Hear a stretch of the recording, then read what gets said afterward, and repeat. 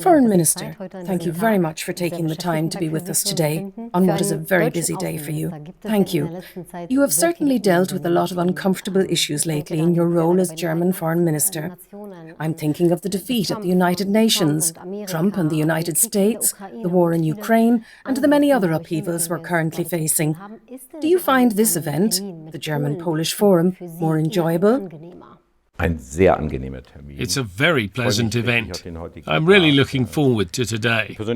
My personal relationship with Radek Sikorski is important to me.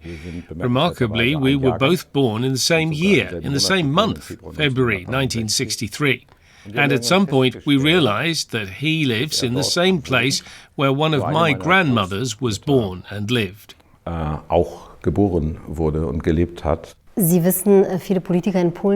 you know, few politicians in Poland will speak casually about German-Polish relations, because whenever Poland works with Germany, they are quickly suspected of being German lackeys.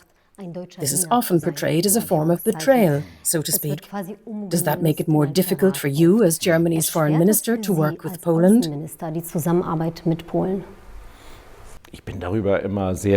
I'm always very surprised and very irritated by this too, because it's complete nonsense. We're on an equal footing. I mean, and I want to emphasize this because you say I discuss this so casually, I always talk about German-Polish relations with the full awareness that Germans bear an immense amount of guilt for the past, and that we carry an enduring responsibility. And I look back with genuine shame at what happened during World War II.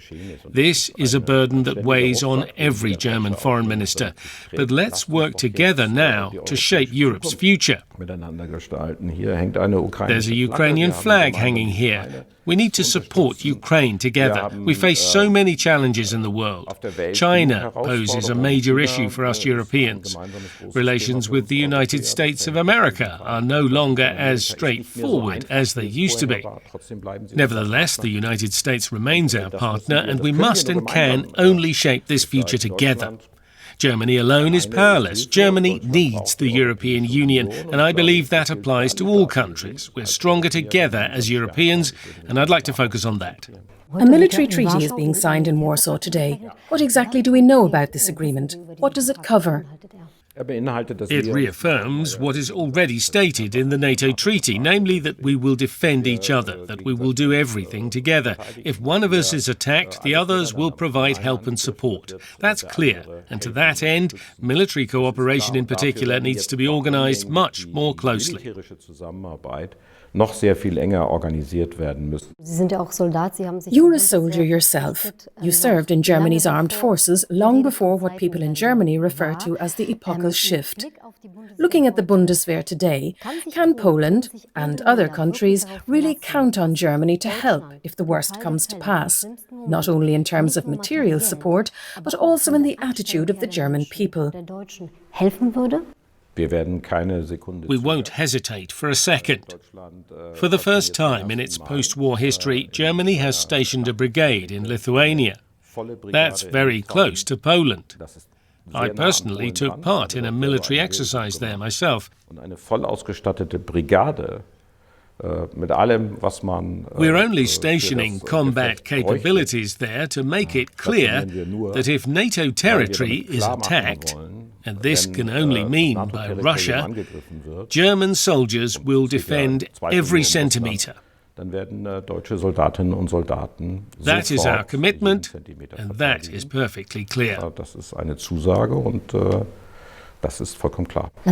I'd like to leave the subject of bilateral relations for a moment and turn to the war, the current war directly on Poland's border, which has been going on for several years now. In Germany, political parties that fundamentally question support for that country are gaining momentum. In Poland, too, that is eroding significantly. I wonder, how long will it last? And does Putin have more staying power? Definitely not. We will always have more staying power. Yes, these voices do exist, but if you look at the debate in Germany and the recent debates we have had on this subject in the German parliament, the vast majority is in favour of supporting Ukraine. I'm urging all European partners to hold the course. This is a very fundamental question. Are we going to allow a country like Russia and a person like Vladimir Putin to start a war in Europe for no reason at all, to move borders by force? Are we going to allow ourselves to slide back into the old days? And are we going to allow a country to do that, a country that actually gave a guarantee to Ukraine when it took over Ukraine's nuclear weapons? I think we certainly cannot allow that. Germany will be very clear on this point. I'm also firmly convinced that Poland, too, will ultimately stand on the side of freedom. That doesn't mean that we will always agree with everything the Ukrainian government does. There are also things to criticize, and we do, but we must remain clear on the core issue, namely that we will not let Russia win just because we're annoyed about other matters. Mr. Wadephul, as in all your interviews, we are talking a lot today about security, war and unrest in the world. Given the current global situation, what item on your agenda is most important to you personally? I think cohesion in Europe is of crucial importance. That is what I work for every day.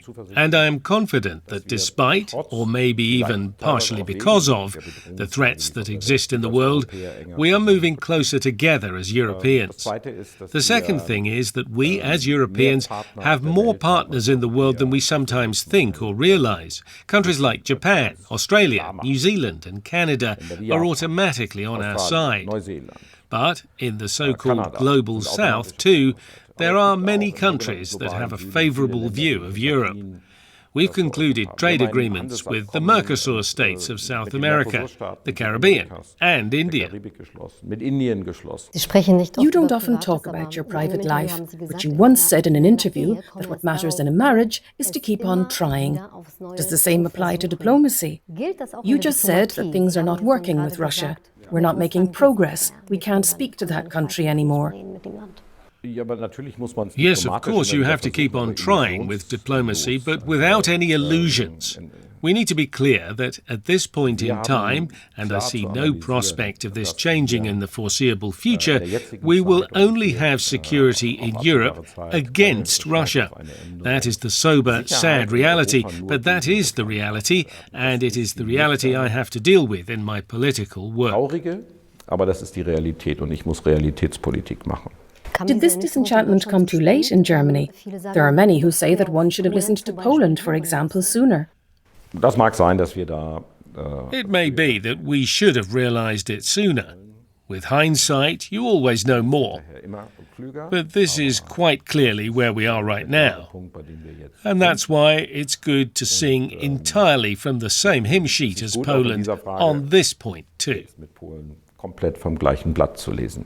In case we meet again in 10 years, what are your hopes for these bilateral relations? Where do you hope the two countries will stand? There are some areas where things are not going so well. I know that rail links are not your remit, but the travel time today is as long as it was 35 years ago. What is your personal wish for Poland and Germany? To be quite honest, boring normality. If we had that, everything would be fine. Thank you very much, Minister. You're welcome.